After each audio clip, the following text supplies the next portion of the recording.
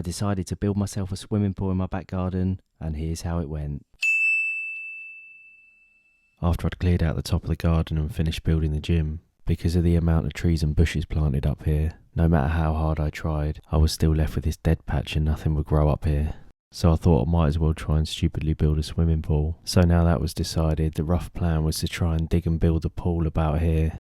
Then try and use the earth that I've dug out for the pool to flatten the area up here and then section it off with some sleepers. Along this side I want to build some storage, a little changing room, and then eventually a sauna at the end.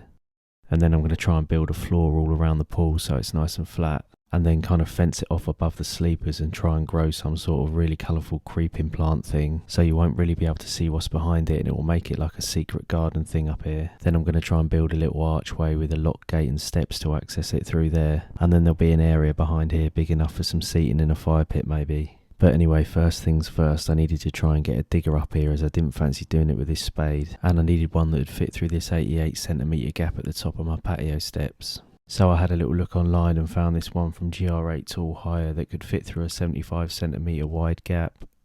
As I'd never driven one of these before, when it arrived, thank God the delivery person kindly offered to drive it up the steps for me, otherwise I would have definitely ended up in a heap on the floor underneath it. Now that was up the top of the garden, I'd marked out the area with some string where I was going to dig, but before I started I just had a little drive around to get used to the controls.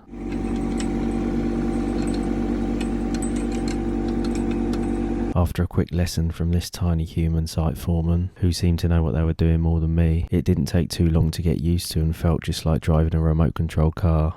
The first bit I started to dig out was a little trench where I'd eventually put the sleepers to separate off this bit of the garden. Before I started the main hole, I first took down this half-built shed that I'd never finished before I thought of this stupid idea. And once that was done, it was time to go.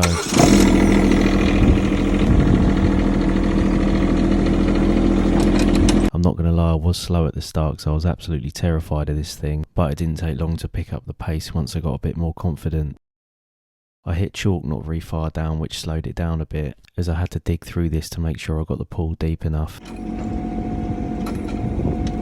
And after day one I'd managed to dig about half of it out.